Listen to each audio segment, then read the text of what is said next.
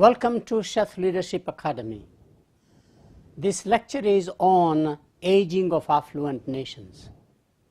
The focus in this lecture will be more macro impact of this one demographic on both the socio-economic and political structures of advanced economies. So let's start the lecture. All affluent nations are aging and aging very rapidly. If there is one lead nation who is going through this change that we can learn from is Japan. Another one is Sweden. More than 10,000 Americans are crossing the retirement age every day. And this will continue for a couple of decades. Only about 50, 60 years ago, we talked about the baby boom in the 60s, for example.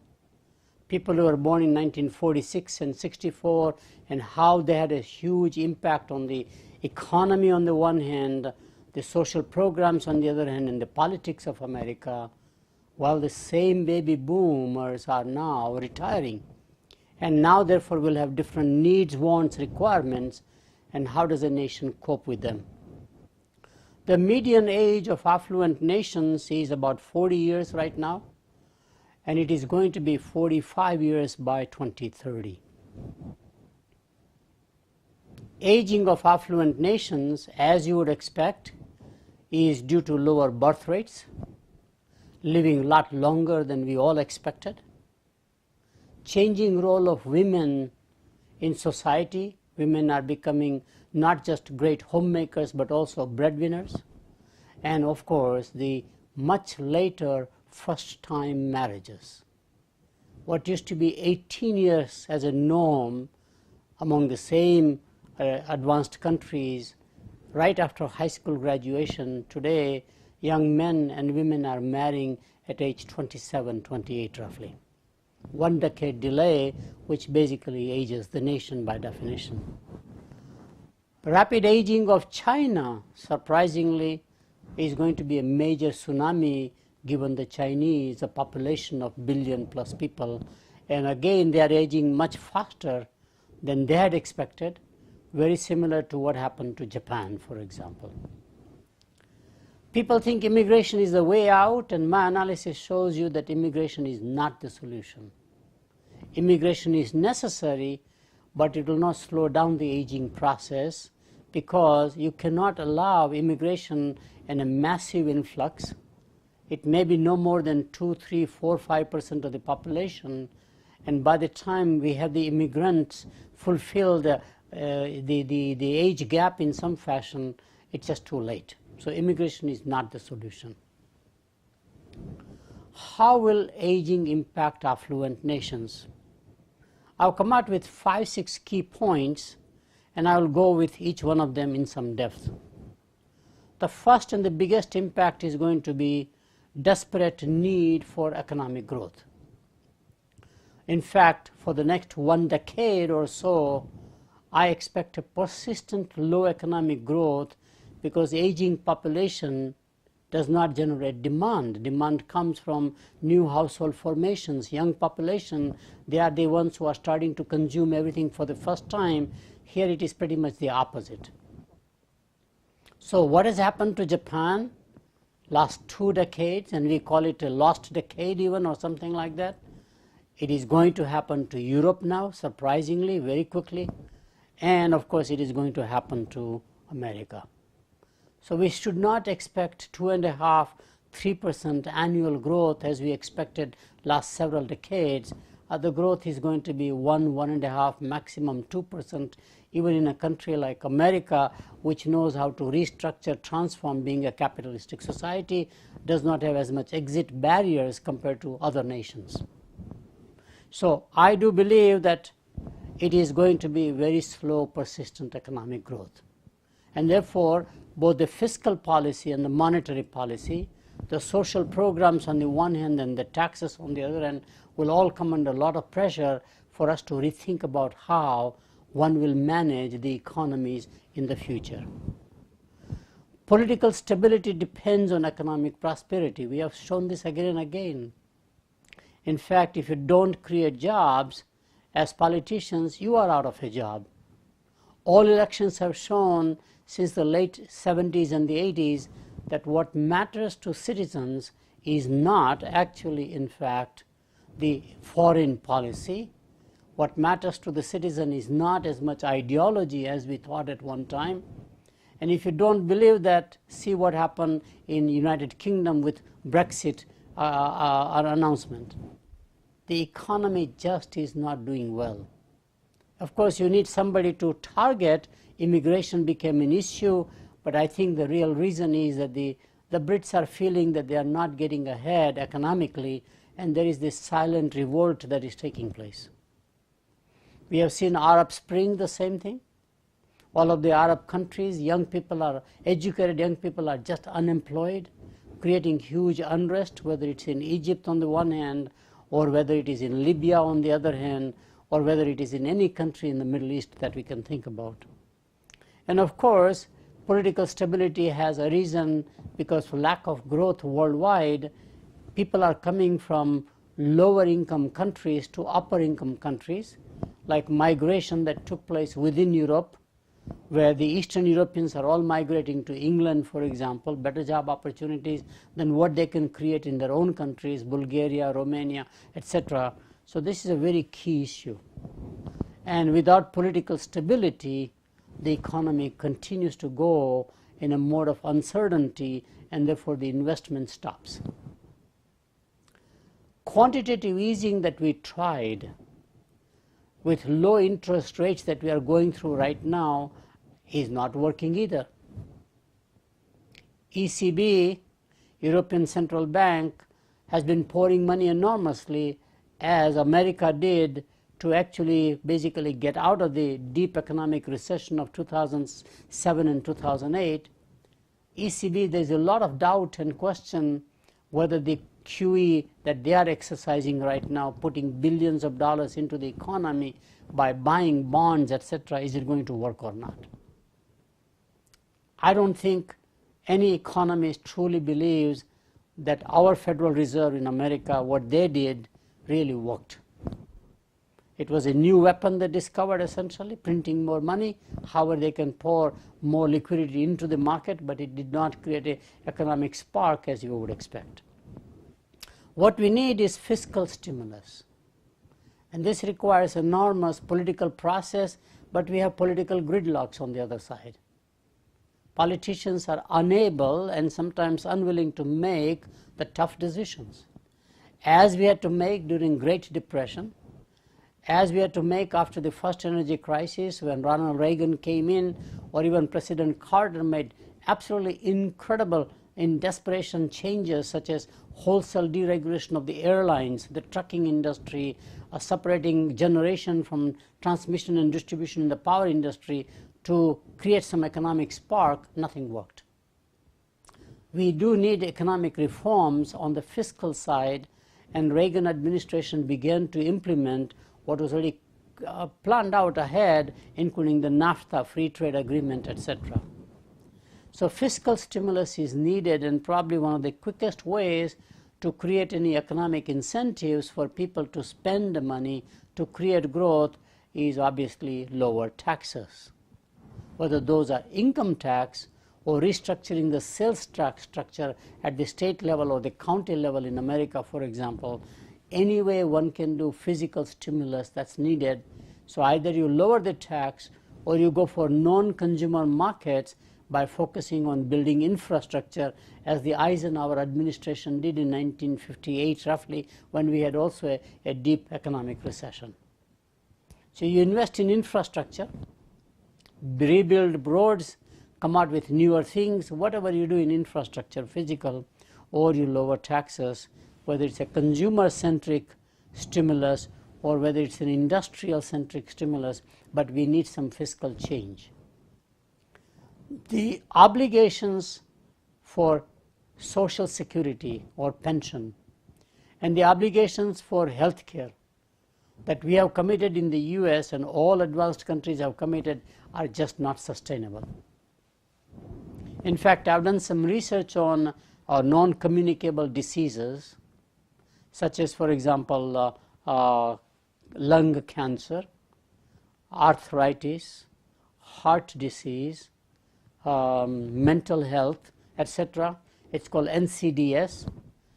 And the best experts have basically communicated that there is a $45 trillion burden. This is worldwide, not just advanced countries, but advanced countries have a higher share just because of the cost of serving those people is just mind-boggling.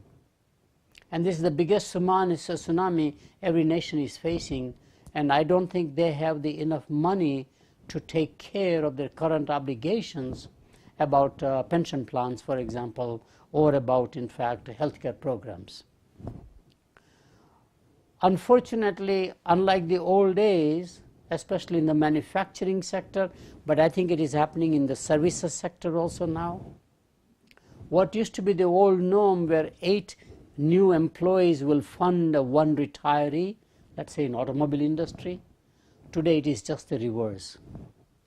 8 retirees are funded by only 1 new employee because we have automated so much. It's not outsourcing as much, surprisingly, but it is really automation. Most of the automobile factories are run by robots. And what has happened in the manufacturing sector is definitely going to happen in the services sector with the new internet, cloud computing, etc., etc. You just don't need as many secretaries to do the typing for you anymore. Everything is done online, and therefore easy access to everybody. So I believe that this whole future obligations of retirees, we don't know how to take care of it. The US system does allow Chapter 11 bankruptcy protection to renegotiate future obligations, and the airlines have done it. So did General Motors, for example. So what happens to large enterprises because they cannot fund the pension plans or the healthcare, medical insurance, for example? What do? They have all tried to do. General Motors, for example, divested several businesses. Hughes Corporation, EDS, for example, they even liquidated some of their GMAC, which was a financing arm, which are all money making just to survive. So asset liquidation, somehow creating value, economic value out of your assets, which is a balance sheet game, needs to be done. My own view is that ultimately all advanced nations will come out with formula over time where the patient pays more. I would have never believed that. But then I think about what has happened to dental plans.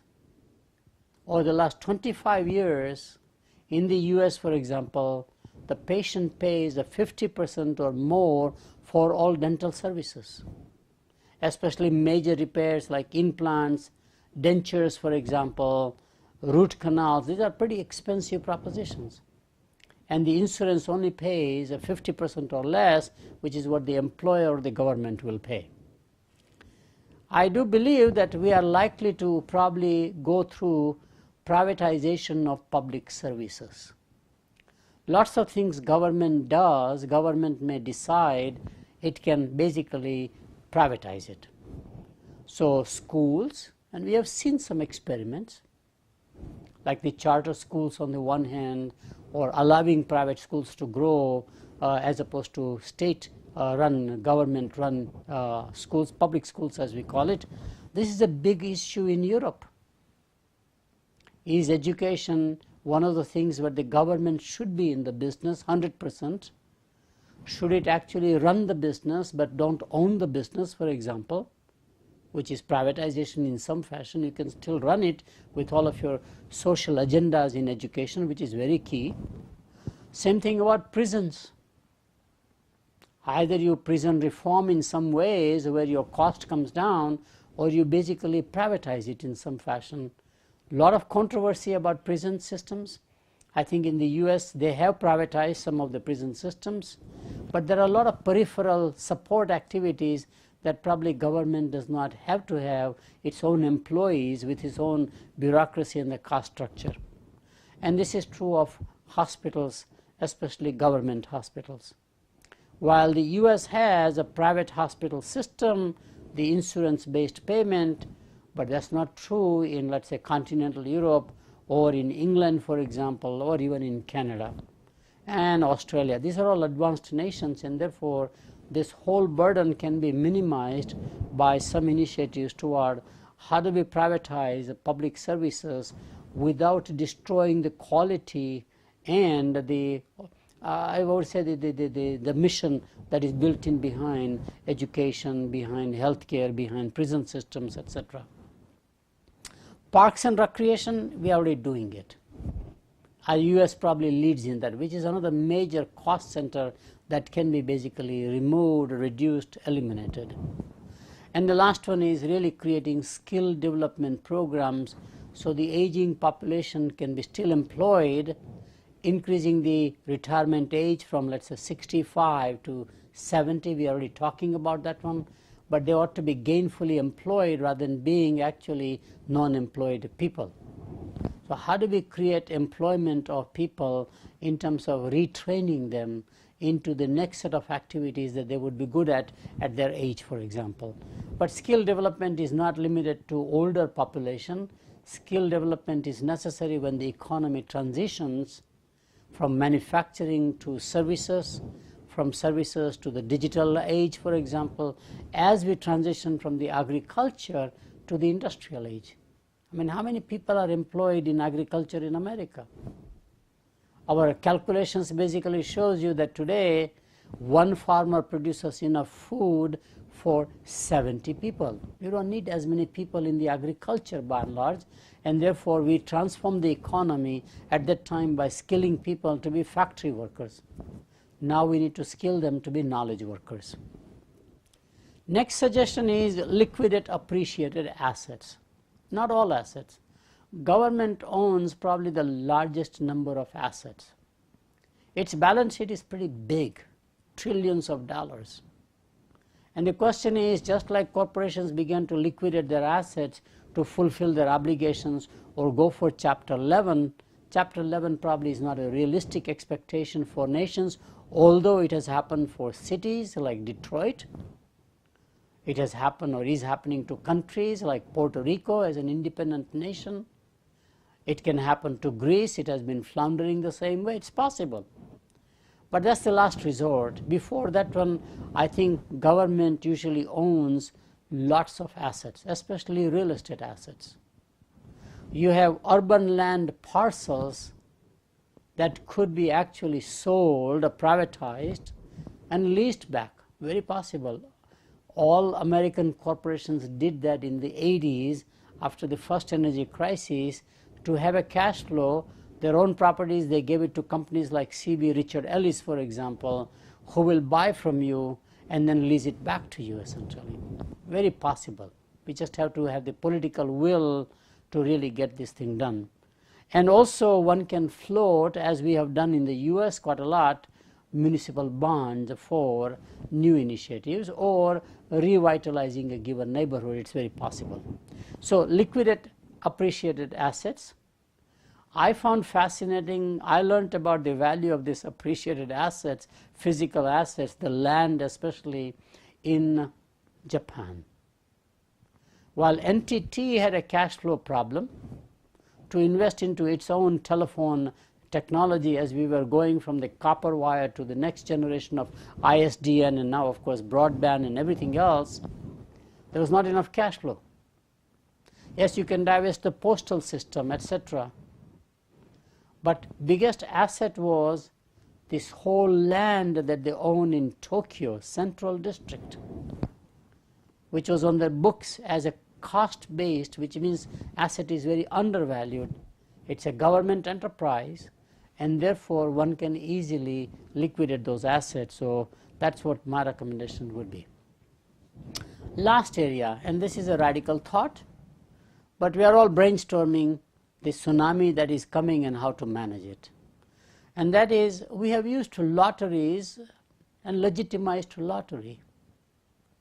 Gambling otherwise is not really something that the faith-based nations like Christianity, for example, or Islam, for example, or any faith does not recommend gambling.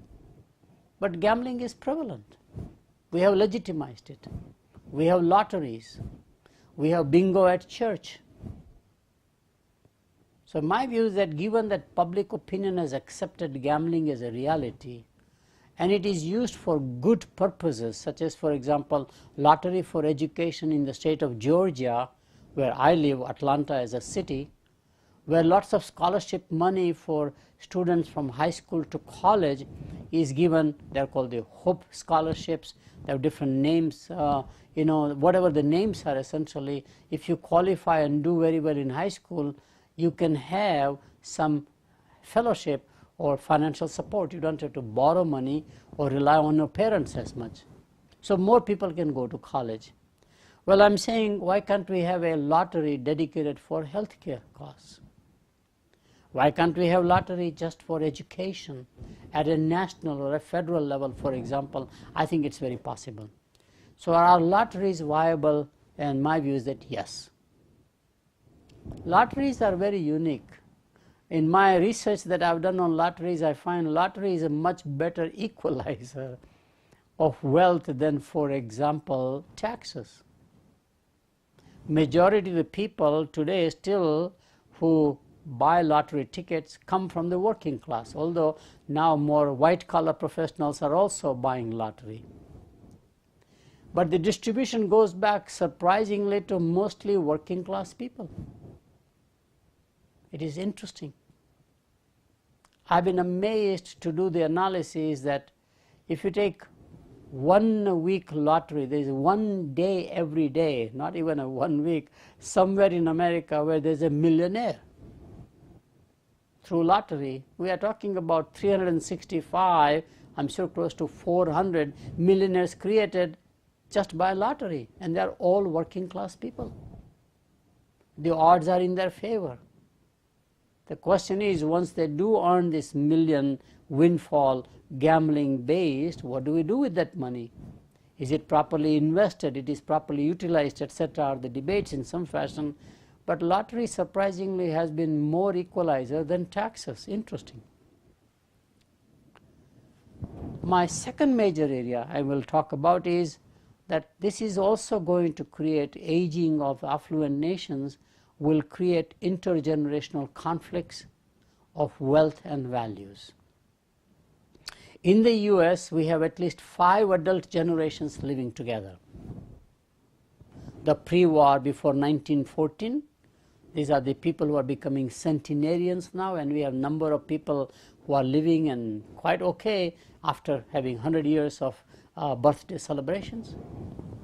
Then you have the silent majority in 1914 to 46. I'm a part of that silent majority. Then you have the 46 to 64, what is called the baby boomers who are retiring. I should have retired long ago, actually, right? And then, of course, you have the X generation, the Y generation, and the millenniums. Think about how many generations.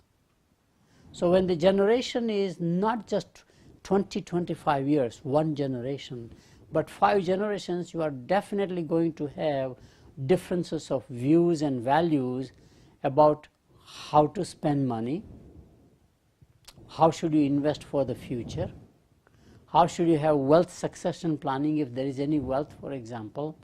And to me, those debates are going to be more within the family. I call it intergenerational conflict, and they are comparable to the debates we have between socioeconomic classes, which is a cross-section at the same point in time. This is really longitudinal aspect. So baby boomers versus millenniums. Baby boomers really have, like, caught in between. They have the obligation to take care of their aging parents, which is silent majority or even pre-war, close to 100 years, 80 years parents. And they also have an obligation because their own children are becoming what I have labeled as a yo-yo generation. They leave home and come back, leave home and come back, even though they are educated people. So they have to support 3 generations, themselves, plus their aging parents, lots of having chronic diseases such as, for example, dementia, for example, or arthritis or hypertension, whatever they are, as I mentioned, NCDs before. And this is a very key debate going on in the society. I don't think it's well articulated or well researched. It is something that is brewing. And is the social contract gone? Which means that I, as a child, was basically socialized with the idea that I have an obligation to take care of my parents. As my parents had that obligation to take care of grandparents, for example, who takes care of aging parents now? I don't see that commitment among the millenniums. I don't see that commitment among the X and the Y generation. I think the baby boomers was the last generation which had that kind of a non-written social contract about a family obligation to take care. How do you take care of it? That's, I think, is a very key problem area. More and more NGOs are taking greater and greater responsibility. In other words, government programs which government cannot fund, you have the whole NGOs, non-government organizations. And those are not necessarily faith-based anymore as they used to be, but any non-profit organization.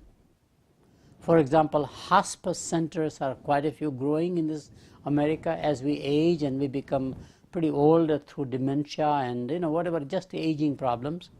And you want to take care primarily to say, I would like to give up my life. Or you are terminally ill with cancer.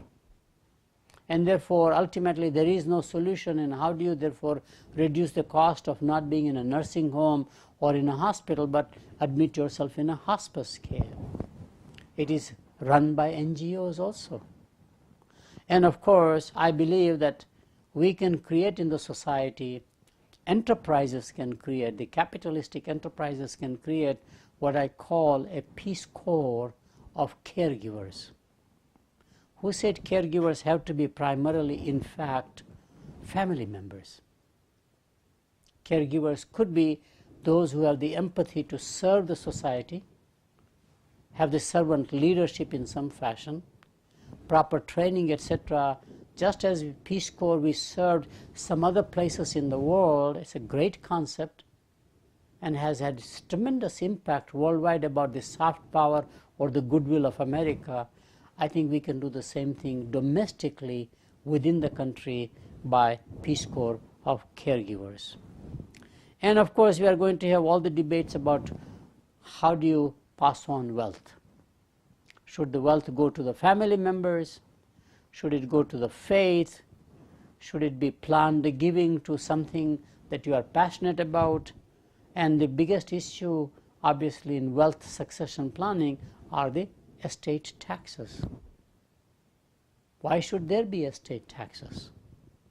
If that money is not collected by the government, but is spent by consumers or is saved by consumers for the future, it might be a better idea. The next consequence of aging of affluent nations is what I call robot-assisted living. Remember, these nations will have shortage of people as the nations age. People who are able-bodied. We have right now in America shortage of nurses, for example, 250,000, and is likely to be 1 million by 2030, and there is no way one can certify and generate new generation of nurses to meet the demand.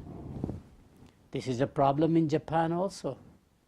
And therefore, I believe, just like anything else, we will automate caregiving, and therefore we must have some form of robot-assisted living, and we have a spectacular advancement in artificial intelligence and software. So we have robots for companionship possibility, and robot for domestic help, especially for aging but living independently people. Wireless revolution and cloud-based computing, massive opportunity in the healthcare segment to take care of the aging population. So apps for everything. These apps can enable people to live independently by themselves. Remote monitoring is pretty much here, we know that. And of course, Japan has been experimenting for more than 30 years that I know what is called the smart toilet project, where you are basically having the toilet made with electronic embedding smart. And the Internet of Things that we are all talking about, which is embedding sensors, embedding, monitor things, etc., giving a remote diagnosis. Smart toilet was designed to do that thing pretty much, and it is probably a reality very soon. I do believe that rise of telemedicine and telematics is here. Telemedicine, of course, is remote diagnosis, where a doctor sits someplace and looks all the images, etc., and gives an advice about the diagnosis. This is very common and will become very prevalent, in my view. And of course, we now have autonomous cars or self-driving automobiles. It is almost a reality. All of this can be great enablers. The next major consequence is going to be major medical breakthroughs. Immunotherapy is here. In fact, you already saw how remarkably President Carter, Jimmy Carter, actually had the cancer which was spread out throughout the body, the skin cancer. Basically is now in remission, if not cured. This is a major breakthrough. Your own body's immune system getting activated to fight against the cancer, for example. You also have the stem cell therapy. I know a little more because I sat on the board of a stem cell preservation company or a storage company and learned quite a lot about the stem cell capabilities, even adult stem cells, not just blood cord stem cells, which is what we did. Cloning is right here. We can clone anything today, literally. We definitely clone fish or shrimp. We can clone sheep if necessary. We can clone Mother Nature in vegetations and fruits, etc. We actually clone Mother Nature in pearls by having cultural pumps. These are all farms we can create, right? So you can scale up activities appropriate for the aging population. Hydroponics was a great, great hope at one time, but I think we have gone way beyond hydroponics, which is water-based, without the soil. How can you grow more fruits and vegetables in a concentrated area? My favorite beyond biological breakthroughs is nanotechnology. I think we have not appreciated, or we need to understand how nanotechnology basically will allow us to have markers and sensors in the body. In the blood flow, for example, it's possible. And those are the kinds of things where we can have much early detection. And a wearable internet is here, or wearable Internet of Things, where sensors are built into the clothing that gives you all the possibilities of early detection, early warning, etc., which is what the adult need, aging population needs. The next area is affordability and accessibility of products and services. Generics are already here and well accepted. All hospitals now pretty much insist that the doctors have to prescribe more generic drugs as opposed to proprietary drugs. But interesting new area is that as the biogenetics are growing, you have the biosimilars now. They're just like the generics for the pharma, and I see a huge potential about biosimilars, and many emerging economies are taking lead in this area to create biosimilars, or basically imitate or clone, medicines by and large. Ultra affordable medical devices. With electronics age, the digital age, just as the price for the digital cameras have dropped, HD TV is very affordable. I think the same thing is going to happen with medical devices. More portable, more linked with the connectivity with the internet, and very affordable. The lean principles in manufacturing that we have learned just in time, TQM, for example, supply chain, whatever it is, a Toyota pioneer that wrote quite a lot about it. I think we will also have to have lean operations for the healthcare delivery systems, which is really still very primitive in the way it does business despite having the technology? Or how do you make healthcare a service factory in some fashion? Economies of scale will take place through consolidation. Hospital groups are consolidating. In government-based healthcare, for example, they are reducing the number of locations or hospitals. So you have the hub and a spoke model like the airlines have done in many ways. We probably will have alternate payment systems. Today in my dental plans as well as in my eye care, sometimes those surgeries are so expensive, I have to pay out of my pocket, and therefore you do have payment plans, financing. I mean, we finance machinery, we finance automobiles, we finance house, why not healthcare? It's possible. And of course, medical tourism is another way to make products and services, healthcare, more affordable to the aging population.